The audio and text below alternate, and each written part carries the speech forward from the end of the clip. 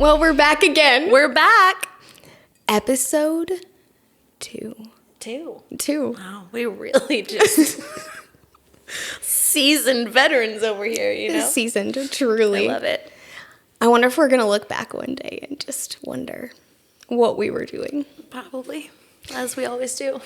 What are we talking about today? Are we talking about real estate? Well, yes. Yeah. No, I hope so. You had this brilliant idea to talk about why you should use a real estate agent, because it actually is, it's important. It is important. Not just because I am one. You know what I'm saying? Although that makes it important. It does make it in important, and of but itself. it really does. It matters. It matters to have a professional It does. who knows what they're doing, walking by your side when you don't know what you don't know. I want to actually come at it not from a real estate agent point of view, but as a home buyer, somebody that's done it a couple of times in the last 3 years. At this point, I have my license and we're running. But before that, there was so much I did not know that you knew and brought to the table. Even just the fact that I thought I was going to have to rent. And you had enough connection with the industry and with a great lender that you could start directing me towards the end goal of home ownership. And without that, I probably would have rented for quite some time. Yeah. So number one, a realtor is going to know the industry, especially if you find a good one, which I would actually love for you in a bit speak about how do you identify a good realtor too, because I think it's over 87% of realtors actually hop out of the field within the first 5 years of getting in. Yeah. Turnover's a little crazy. So when you find a seasoned realtor, run towards them. Yeah. Snag them. Yeah, because I think people think getting into real estate, it's so easy. Yeah. I'll just do this on the side. Yeah. I can, I can still have my full-time job, which you can. And when you're first getting started, there is a transitional period there where, maybe you are still working and trying to do 1 or 2 deals a year on the side. That's totally fine. But someone like that isn't really going to have enough experience under their belt to know a lot. Well, also just the market changes so often. Yeah. So it may not even be that they're not competent when they're doing things part-time. They might be very knowledgeable and great at real estate. But like any industry, when it so rapidly changes, you kind of need to be in the midst of it. Absolutely. Absolutely. And I think a lot of times, like I said, people just think it's going to be so easy. And it's also something that you really have to continue to build your business. It's commission based, right? So it's not steady set income that you just know is coming every month. So it can be really difficult for people to actually do it full time and take it really, really seriously. Yeah. So sometimes I think when they get into it, they realize it's not quite what they expected. What they thought. Yeah, exactly. Which is a lot of things in life, if I'm honest. Absolutely. But yeah, and I think another thing coming as a buyer, I didn't know about all the little things that we would need to do. Again, know it on this side, but the option period and scheduling the inspector, which is something that you actually did for us. Mm-hmm. You helped us walk through the inspection. Yeah. You didn't necessarily say, okay, you should do this based off of this, but you were kind of with my experience, what I've seen, this is a thought process that I want you to have in the midst of this. Yeah, and you want an agent that's not just trying to get you to buy a house. 100%. You need an agent who's going to tell you to run sometimes. Yeah. There's times I've told my clients, obviously it's your decision, but I wouldn't buy that house. You know, based on what I know, it's pretty scary with your situations. Other people have there's different levels of risk or whatever, but you want an agent that's going to be able to tell you straight up, I don't know that this is going to be the best option for you. And someone that genuinely cares about you and your life and not just, I always tell people, I've been interviewed and stuff, and they're like, what would you say to new agents? I'm like, never make a person a dollar sign. Yeah. Never put the fact that you need to buy or sell this house or whatever to get this deal or close this deal. Yeah. You're dealing with people's lives. Yeah. And the largest Huge purchase, decisions. they're going to make more than likely. And so you want someone that's got a lot of integrity. And unfortunately, that's not always the case. Not all agents necessarily. A lot of them will cut corners. They don't do their homework. They, and it's just easier that way, right? But you're really doing a disservice to your clients when you're not crossing your T's, dotting your I's, making sure that you're showing up the best way that you possibly can. I can't open up a wall and know that something could possibly happen later on down the road, right? Hopefully the inspector catches some of that. They can try, but even their inspections are visual. They can't open up a wall either. But all that to say, you just definitely want someone that's looking out for your best interests, that genuinely cares to support you through the process, and that's going to be very honest and full of integrity. So. Yeah. I love that. Another thing would be negotiation. This is a skill set, and not all of us have it. Yeah, and oftentimes you really don't have it for yourself, right? Yeah. Like that's, Well, and if you don't know the industry, like you don't know how to buy a home, how are you going to effectively, even if you're a great negotiator at work, right. How are you going to know what's appropriate to negotiate in this setting? And a lot of times people get emotional about attachment things. And even if you know a little bit around real estate, you're not going to be able to negotiate probably with a clear head when it's your money, right? So you always need that advocate that's going to step in and be the one that goes, okay.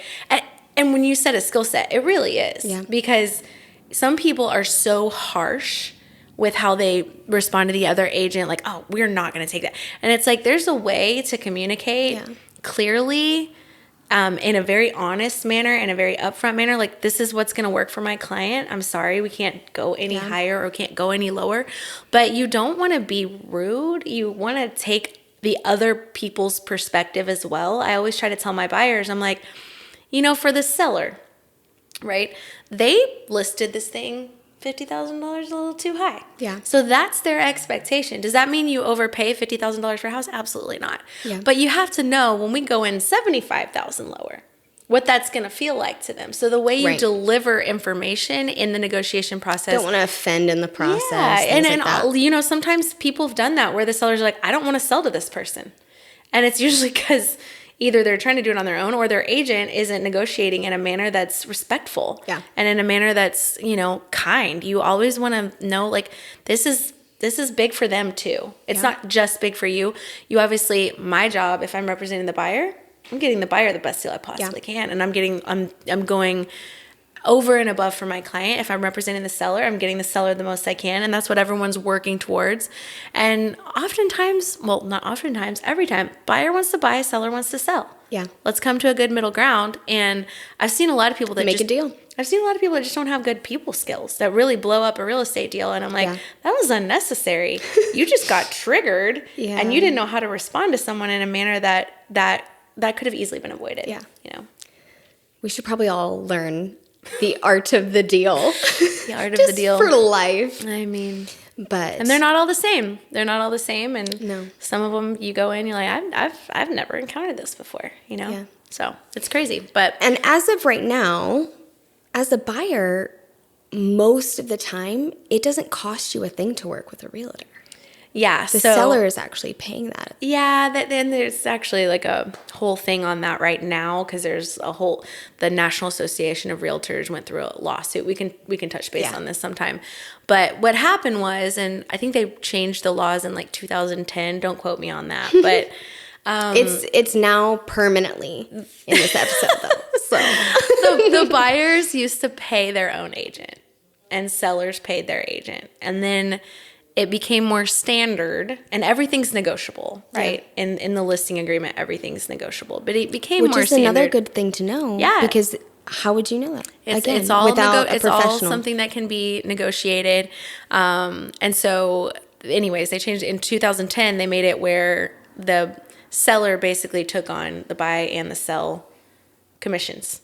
So when you go in to buy, you're already having to pay all your closing costs, your down payment, all of that. Yeah. So they were trying to level the playing field, right? Sellers are walking away often with proceeds and money back. So they took on that expense. But because of what's currently happening, I don't know where that's going to fall. Yeah, it might shift. We'll see what happens. I don't think anything's going to happen overnight, but it is good to know that it's all negotiable, right?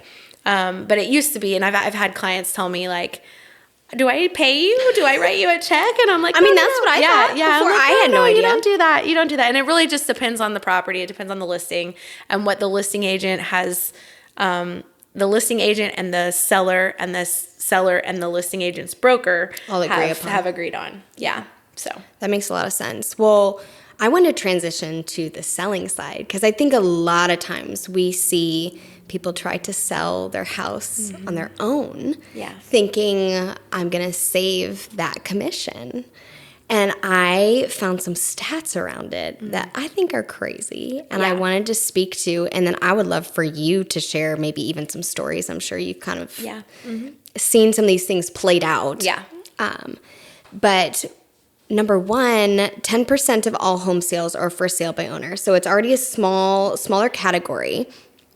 But only 11% of people that try to sell their house on their own succeed.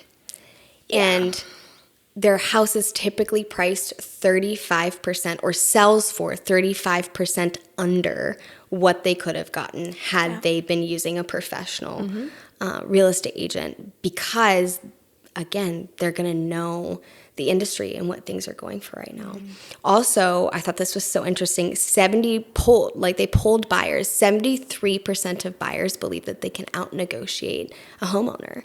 And I don't doubt it to a certain extent because they have a lot of leverage, especially if they're wanting to sell or need to sell. Yeah.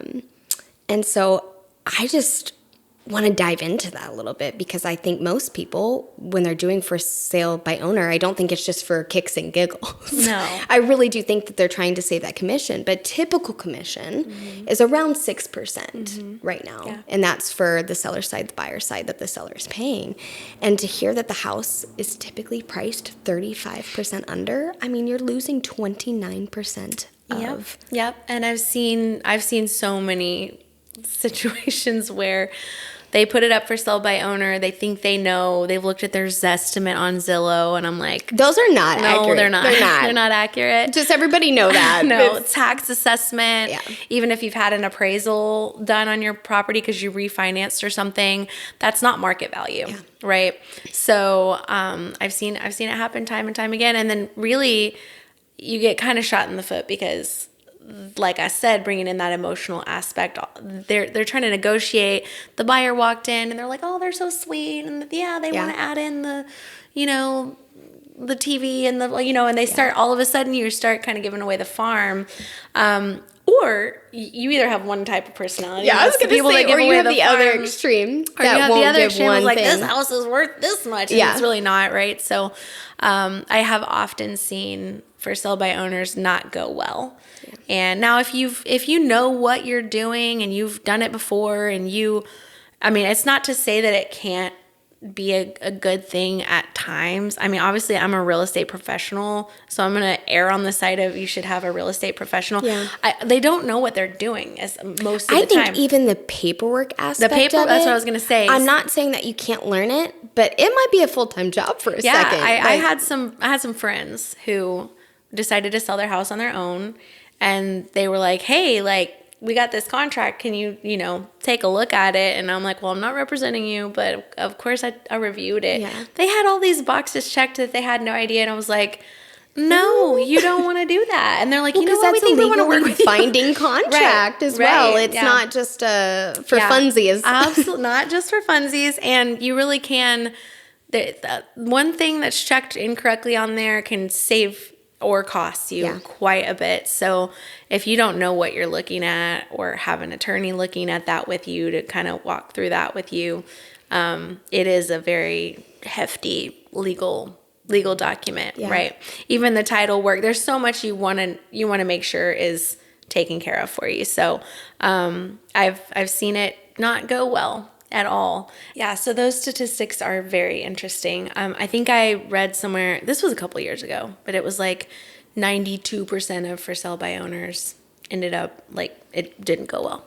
it just, they ended up either losing money or they had to pull it, and then go work with an agent. Yeah. And then there's kind of the stress of like, oh man, we were trying to go that route. Now we're going to have to go this route. And then there's expectations that weren't met. So, there's an actual cost. There's an actual not cost. using a realtor. There's value to it. So, do you have any other thoughts around?